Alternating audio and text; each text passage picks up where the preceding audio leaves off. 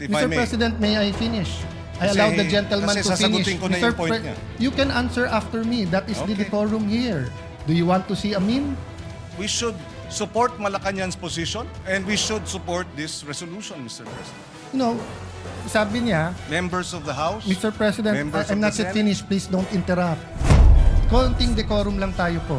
Kaya humaba yung discussion, simple lang ang tanong ko eh. Official duty ba ng isang general maglabas ng caricature ng Pangulo ng ibang bansa? Kasi obvious ang sagot doon, hindi. But everyone knows na mali na tirahin mo yung Pangulo ng isang bansa with caricatures na naka-uniforme, general ka pa. Eh sa atin, nakita nyo naman po, kumakamay, lumapit ang Pangulo. Was that APEC or ASEAN, di ba? Just so that ma-communicate, may dispute tayo pero neighbors tayo. For whatever purpose, I admired President Marcos for going near the Chinese president.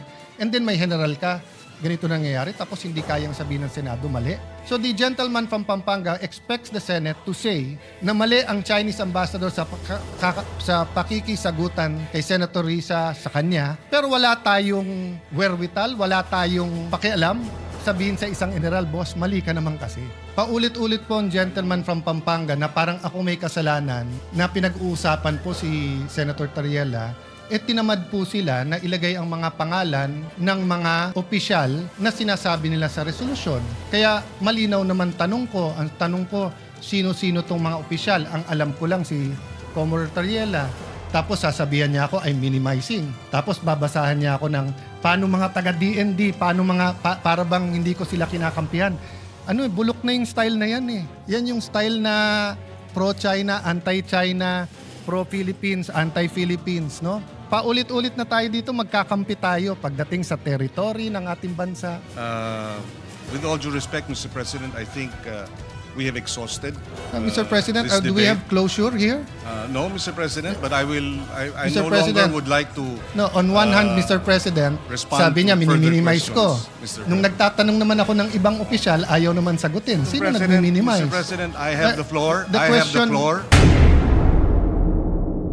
So I was just trying to explain to my good friend, Senator Pangilinan, we both believe in what we're fighting for, moral ascendancy. So if we pass the resolution in its general form without saying the statements, if there are officials, again, Mr. President, ulitin ko ha, I'm not against Commodore Tariela. For all I know, he did 1,000 good things. Pero yung isa na naka-uniforme siya na may caricature, undiplomatic, hindi official yon. So I would rather, Mr. President, that we make it clear that we cannot vote on a resolution condemning statements, even if you say the nature of the statements without knowing the statement. Last point, Mr. President, the majority leader wanted to clarify, mali ata rinig niya. Ang sabi ko, in the 19th Congress, kaya unanimous yung mga resolution, kasi klaro kung ano kinokondem eh. Yung water cannon, yung claims about territory, etc. And then yung reply ng Chinese embassy was, how do I put it, parang patas, Mr. President. Pero dito kasi, Mr. President, simple lang po, no? Kung si President Bongbong kinarikature ng general ng China, pababalikin ko talaga yung ambassador natin pag hindi siya umangat. And pag sinabi nilang official yon, magbabago relationship natin. Pag sinabing unofficial, ibang usapan. So I understand the gentleman from Pampanga, he's talking about the statements of Senator Risa himself and the Chinese embassy. Mr. President, we're preparing for LEDAC tomorrow. We're preparing for the Blue Ribbon Report. I will support Senator Pangilinan's agricultural EDCOM style of agriculture. So we cannot take judicial notice, Mr. President. Even in the court, the gentleman from Pampanga said take judicial notice. What that means in court is that hindi mo President, I did not nasusundin say- yung... Yes. Point of order. I did not say judicial notice, Mr. President. I don't know where that came I from. stand corrected, Mr. President. But he said obvious dahil sa nature. Hindi pwedeng ang obvious, Mr. President, because the resolution in its four corners should contain what we are condemning. If it's not there, it will be a bad precedent. So may I appeal to the gentleman from Pampanga. Sa lagyan natin nung kung ano yung statements. You don't Maybe- have to put all. We will accede, Mr. President. I will now read a number of statements from the official website and account of the Chinese embassy in Wait, Manila. hold on, Your Honors. If you will be reading it into the records, are you going to put it as an amendment?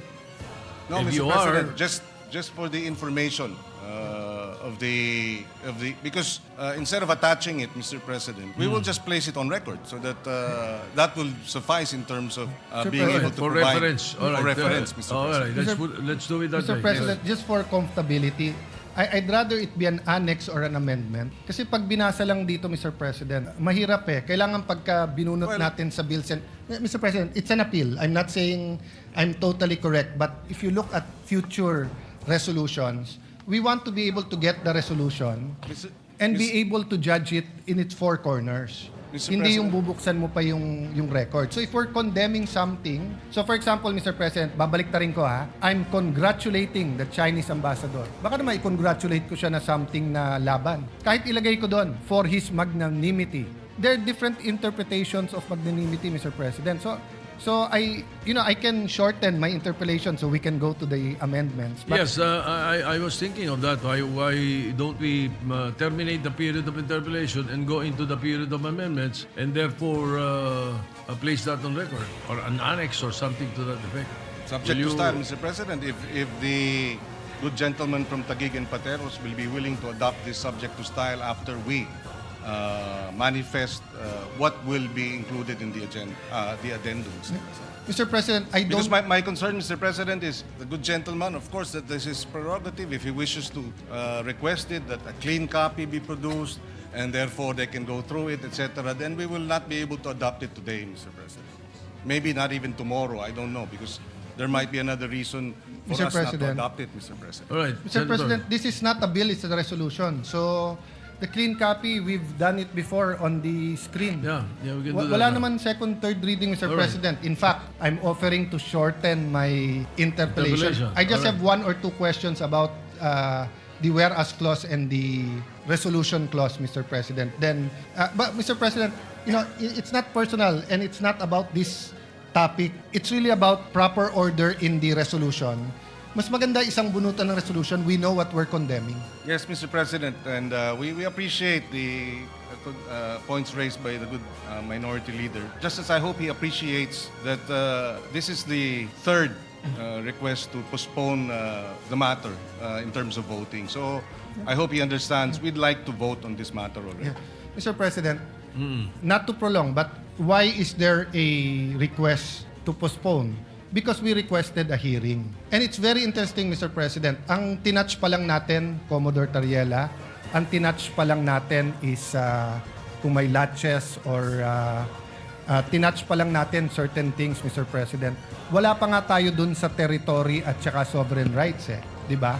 So in the view of the minority, we're not actually delaying, it's speeding it up by discussing it here. Because if you ask me, I'd rather we have a hearing on it. And again, to put it on the record, Mr. President, magkakampi tayo pagdating po sa West Philippine Sea, South China Sea, Mr. President. The chairman of the Committee on Foreign Affairs, the Honorable Tulfo, asked for a ceasefire. And I can see his two hats. As a senator, gusto niyang sagutin in the strongest manner the Chinese ambassador and embassy. But as the chairman of the Committee on Foreign Affairs, he has to have another hat, which is to look at the economic, the cultural, the tourism, other things, Mr. President. So, hindi to pabilisan na mapasa ngayon because rest back nga ito ng Senado So, if it was an argument between Senator Risa, Senator Kiko, and the Chinese Embassy, but if it's an argument between the Senate and the Chinese Embassy, this escalates it, Mr. President. That's why I'm a little bit cautious on that. So if I have an argument, let's say, with the Embassy of Israel or with Iran, same example, puno ng mangga, nag-aaway kami ni Senator Majority Leader, no? And kampi siya sa kanya yung isang gobyerno at nag-away kami. Once I file the resolution, Mr. President, mabigat kahit na ito'y tinatawag lang na sense of the Senate. It's the Senate as an institution. So now the Chinese Embassy has to deal with that all the way up their chain to the foreign minister, to the member of Politburo in charge of foreign affairs, to the president. So if the Chinese government does the same, it doesn't end to our ambassador. It goes to our foreign secretary. It goes to President Bongbong. So that's the reality there, Mr. President. But I don't intend to delay this I intend to exhaust the discussion, Mr. President. Yes, Mr. President, we understand the point raised by the good minority leader. Except that, like I said, this has been postponed upon the request of this good senator 3 times already. So that's why I hope he understands when I'm appealing to him that hindi natin minamadali ito. Kung minadali natin ito, dapat hindi 3 postponement na pumayag tayo. In good faith, Mr. President. Mr. President, iba lang definition namin minamadali kasi kung may hearing to, mas tatagal pero malalim ang discussion natin. Having said that, I understand where the senator is coming from dahil siya po ang may kasagutan. No? Thank you, Mr. Can I go President. to the point of the whereas clause that talks about the official duties and functions, no? So is it the official duty of Commodore Tariela to come out with a caricature against the Chinese president? Mr. May we know what whereas clause you're pertaining to? What number in the first page? The second one, Mr. President, the Philippine officials, including members Senate, House, and other government, made pronouncements on matters affecting national security, maritime interest in the lawful performance of their official duties and functions. So, Mr. President, I've monitored yung kay SND, sa DND. I agree with some iba may question, kulang ko sa info. So, hindi ko na tinanong yon. And when SND speaks, he's the alter ego of the President. But when Commodore Tariela speaks, I want to know, is that for the task force? Is that for DFA? Is that for the Office of the President? Or is that for the Coast Guard? Because, Mr. President, official duties and functions, yun precisely ang tanong parate sa Department of Ministries of Foreign Affairs, kung official o hindi. And usually we answer. So, eto bang mga caricatures na to ay kay Commodore Tariela lang? Or eto ba ay official policy natin? Yes, Mr. President, my understanding is the statement issued and the caricature that was presented was undertaken during a Track 2 event in St. Benilde. Track 2 would be a informal academic discussion, Mr. President. So, in that sense, Mr. President, we see no reason why that should have been avoided, Mr. President. Mr. It's an President. informal academic discussion, Mr. President. Sir President, when you're a general, Commodore, wearing your uniform, hindi po Track 2 or 1.5 yon. Tatanungin ka talaga ng embassy. So kung meron general sa China na pumunta sa Harvard University or sa University of Tokyo or kahit anong university sa China at may caricature ni President Bongbong, hindi pwedeng ang sagot Track 2 yon. Ang tanong, was that official or not? Diba? So sumagot na si Commodore Tariela, I will follow the President. The President has exercised patience and decorum despite standing up for the territory of our country. It's very important that we make it clear here. So, if my staff, who is a member of the Senate, goes to a Track 2, tapos may caricature siya ng kahit sino sa mga senador dito, papagalitan ko siya at sasabihin ko, subject ka ng Ethics Committee. Lalo kung naka-uniform siya at nakalagay Senate of the Philippines or Office of Senator Alan. I cannot answer you na this is democracy, Mr. President. Kasi may rules tayo eh. And they're representing the Senate. Now, if on their off time, they attend the rally for pro or anti-divorce, for example, no? Siguro pwede nating sabihin yan ay hindi official ng Senate, pwede. Pero pag nagsalita siya sa stand, tapos meron siyang caricature nung lahat ng senador na anti o pro-divorce, tapos naka-office of Alan Peter Cayetano, subject siya sa Ethics Committee natin, Mr. President. Hindi mo pwedeng sabihin Track 2 yun, no? So, we Well, can... apart from that, Mr. President, if I may add, after that statement was released, Malacanang issued a statement. And Malacanang did not reject, did not castigate, did not rebuke Commodore Tariela. So I will take it as that, Mr. President.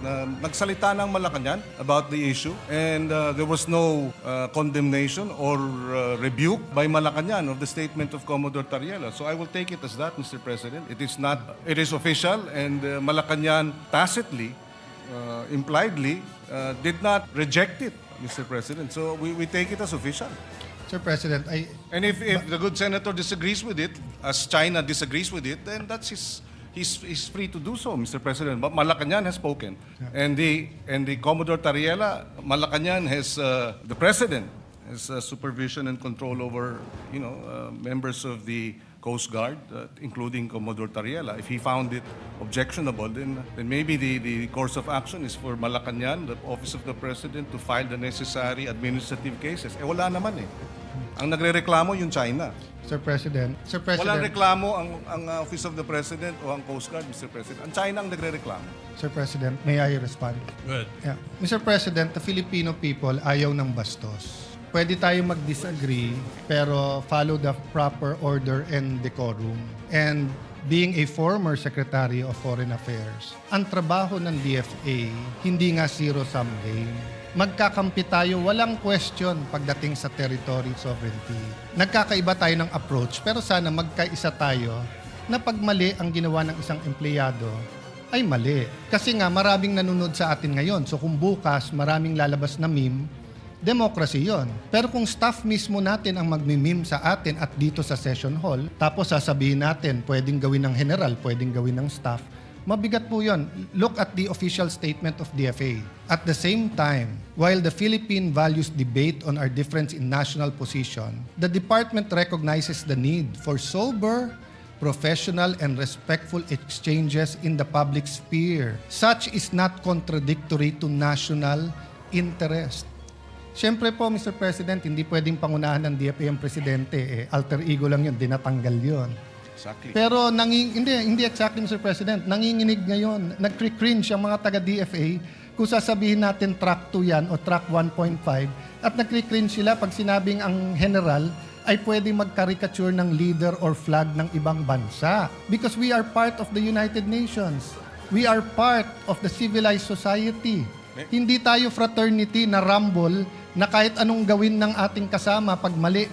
Sa resolution na to nakalagay dyan, performance of their official duties. Bakit napakahirap nating sagutin kung official to o hindi? At Mr. kung mali, President, if I Mr. may. President, may I finish?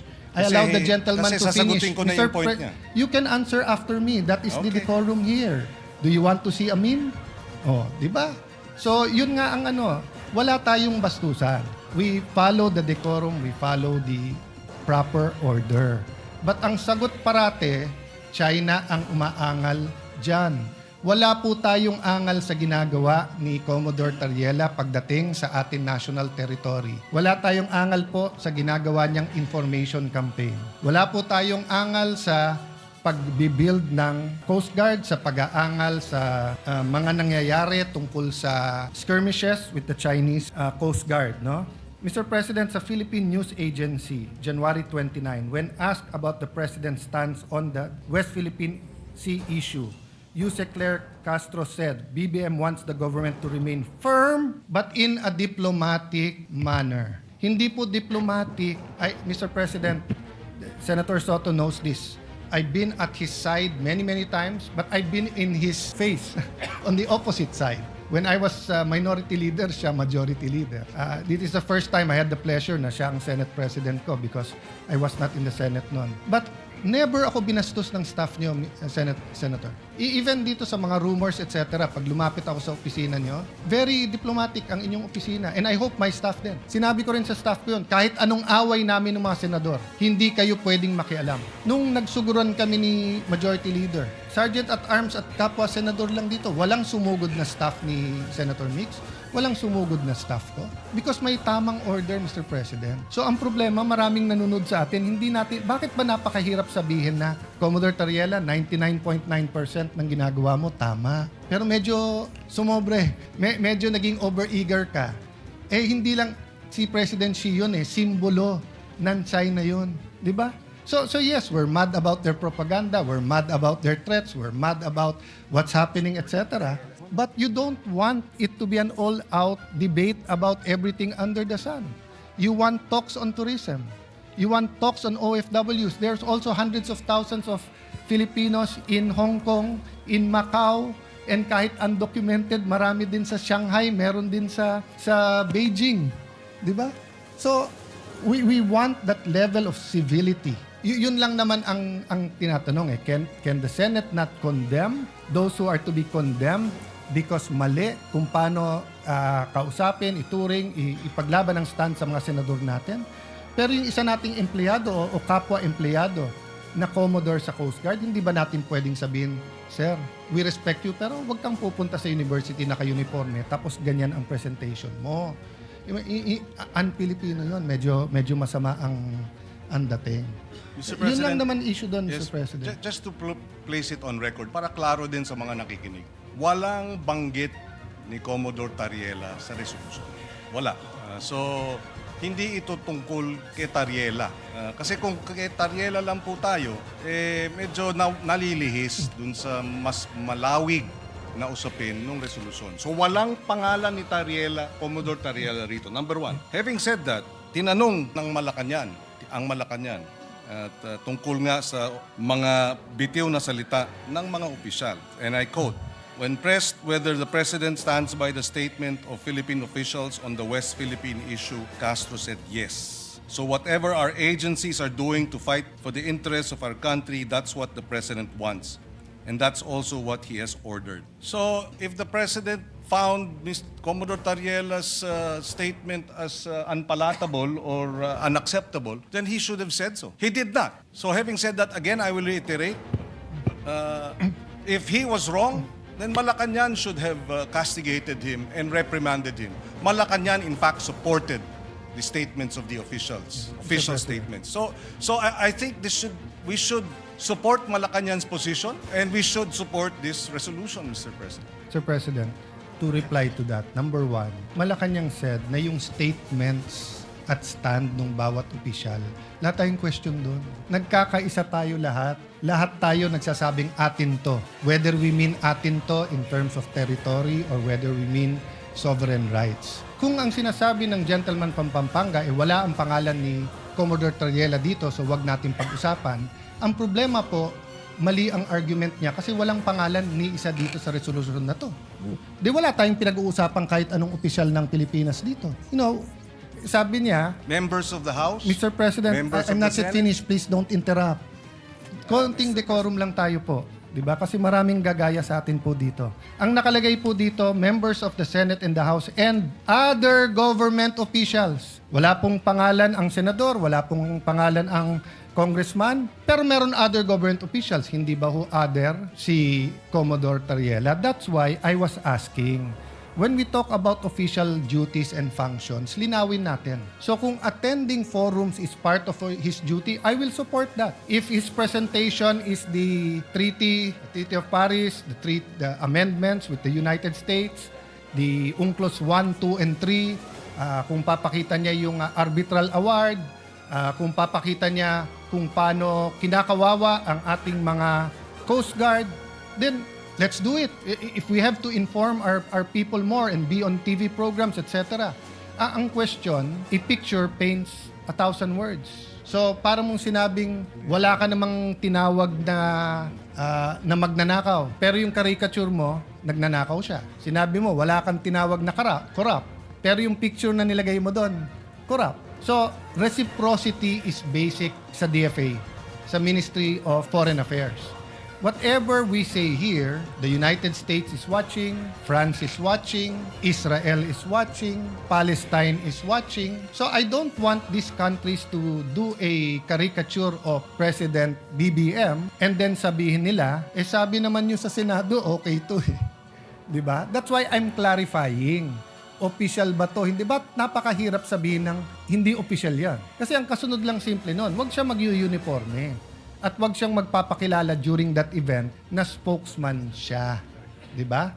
Ngayon, Mr. President, will his presentation be diluted in any manner if he didn't show that caricature? Hindi naman eh. Hindi naman. So, the gentleman keeps asking me about the other members of the House and Senate. Kung wala akong nakikitang problema doon or hindi ko pa napag-aaralan yun, that's beside the point.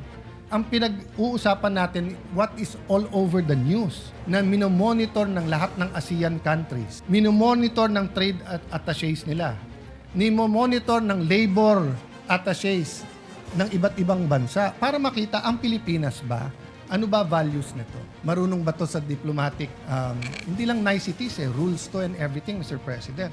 That's why kaya humaba yung discussion, simple lang ang tanong ko Official duty ba ng isang general maglabas ng caricature ng Pangulo ng ibang bansa?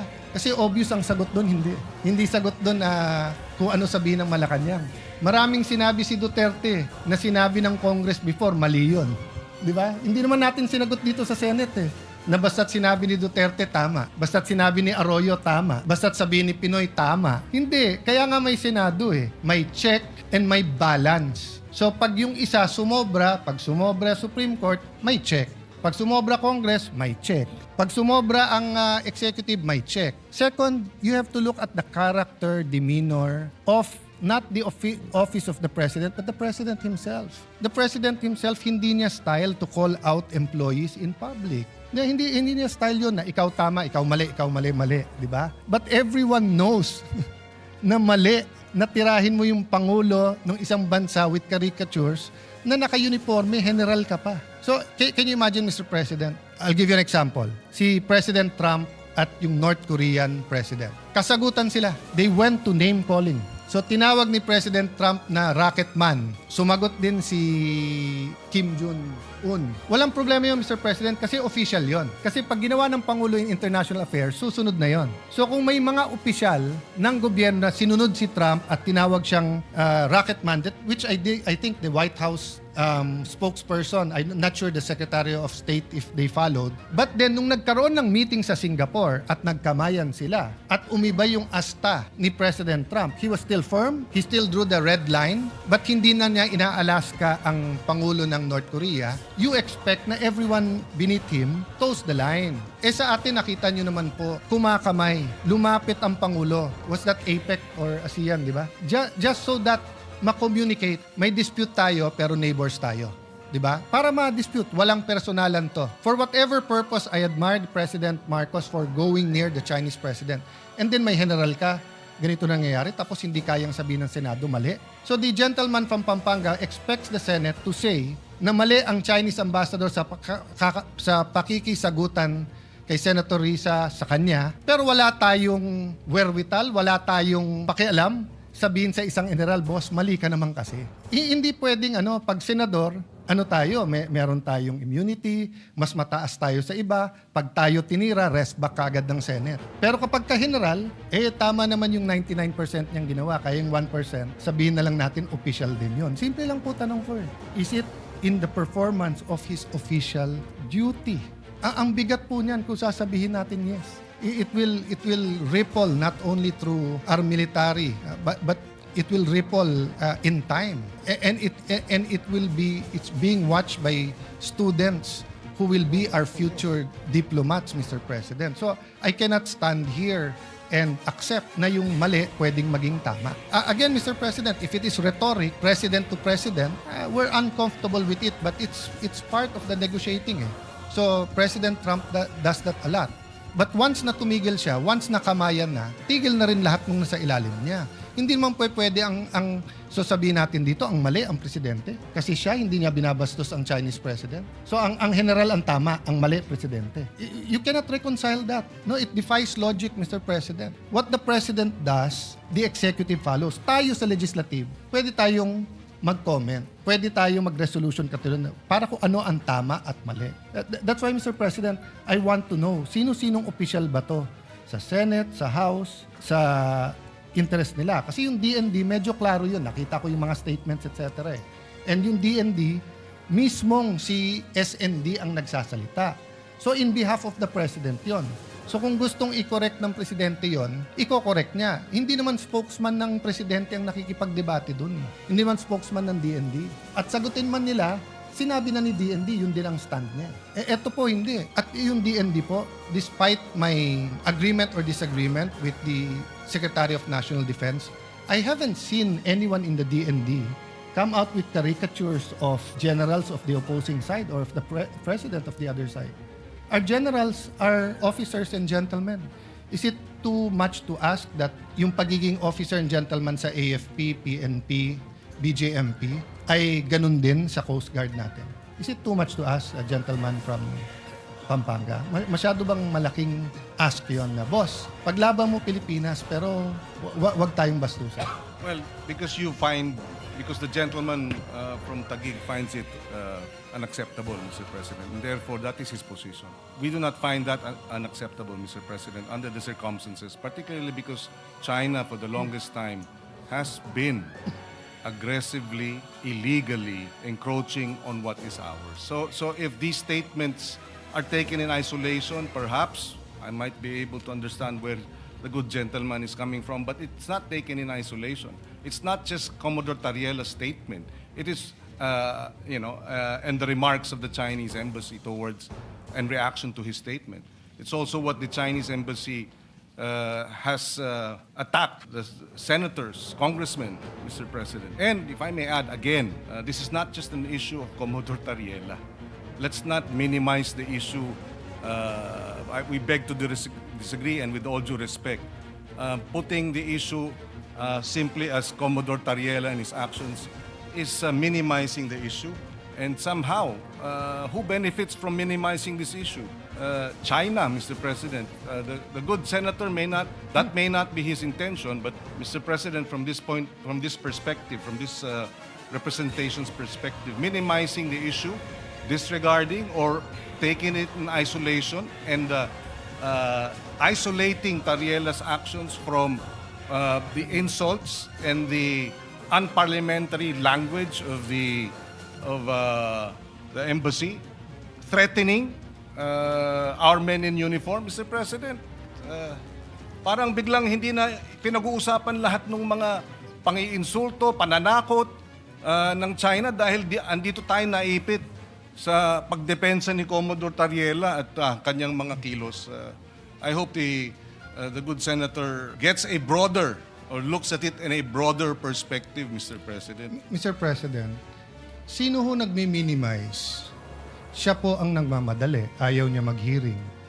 Kung magkakaroon ho ng hearing, lahat ho ng issues, yung sinabi ng DND, yung ginagawa po sa Ayungin or sa BP Sierra Madre, yung pong ginawa po sa Scalvo Rosol, Aquino administration, Duterte administration, Marcos administration, yung pong hinanakit ng ating mga Coast Guard sa nangyayari sa kanilang araw-araw, sa mga nasa Pag-asa Island po, sa kakulangan po ng pondo. Lahat po yun madidiscuss natin. Paulit-ulit po ang gentleman from Pampanga na parang ako may kasalanan na pinag-uusapan po si Senator Tariela, tinamad po sila na ilagay ang mga pangalan ng mga opisyal na sinasabi nila sa resolusyon. Kaya malinaw naman ang tanong ko, sino-sino tong mga opisyal? Ang alam ko lang si Commodore Tariela.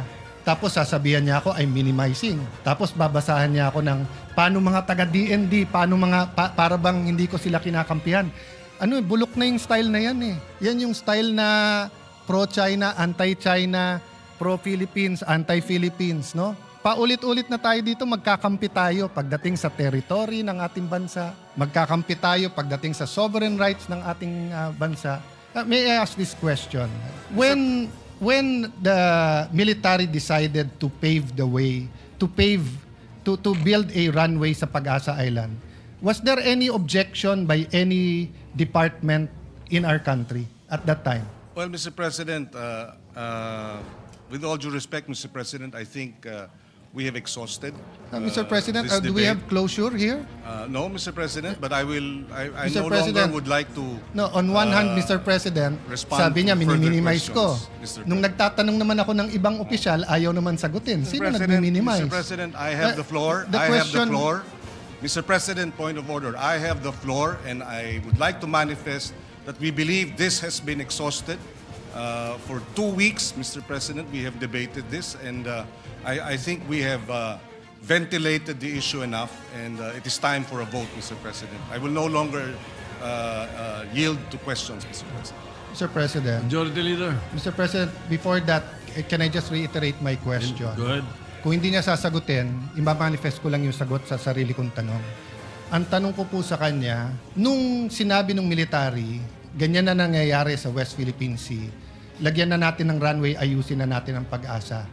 Meron ba pong mga opisyalis ng kahit anong departamento sa ating bansa na registered a negative vote and advised the military not to do it? If the good senator doesn't want to answer that, I will answer it. Mga taga-DFA. Ang sabi ng mga taga-DFA, during the time, this was the time of President Aquino, it will weaken our case. Because precisely, the rocks, the features that are being reclaimed, etc., malakas ang kaso natin. Nasunod po yung military at tingin ko tama naman. But none of us told yung mga taga-DFA na pro-China kayo for having a different opinion. Di ba? None of us. Why? Kasi iba trabaho ng DFA sa DND. Iba trabaho ng DND sa Coast Guard. So, Mr. President, dapat burahin na natin yung nagdi-discuss tayo ng maayos. Napikon ka sa statement ng iba, re-rest back ang senador. Buti nga, sinasagot kayo eh. Mas malaking insulto kung hindi kayo sinagot eh. Sinagot kayo, edi magsagutan kayo, pero gusto nyo, buong Senado ang re-rest back nyo. Ako, kung may kadebate akong embassy, kami lang yun.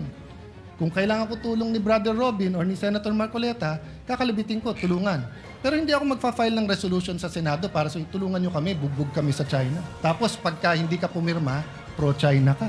China lang ang lumalaki dito. Okay. We'll go to the corollary question there.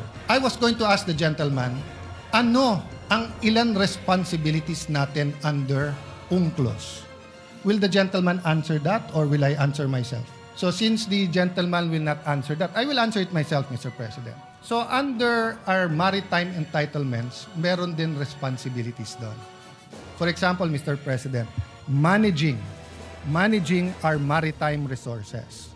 So walang problema yung non-life, for example, natural gas, di ba? Siyempre yung ecological balance lang dyan.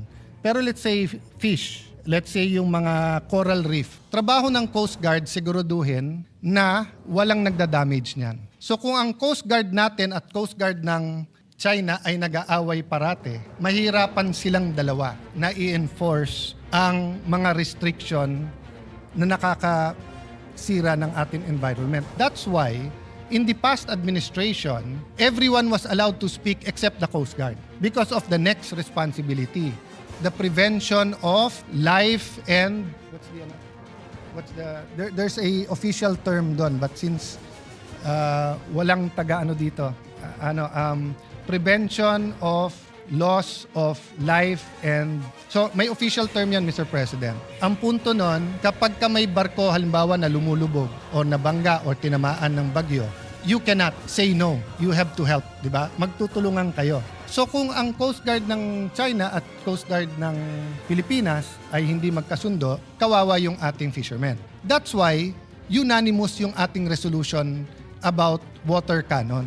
Our diplomats have been telling China the same thing. Mag-away yung iba pero wag yung Coast Guard natin. Kasi kung may fisherman ka rin na Chinese at may kailangan yan, tutulungan din ng Pinoy yun. Wala nang nationality pagkabuhay na. Di ba? So, two sides eh. On one side, we are advocating umayos naman yung Chinese Coast Guard. Pero kung papayagan natin, yung spokesman ng Coast Guard naman natin ang mambastos, hindi mangyayari to.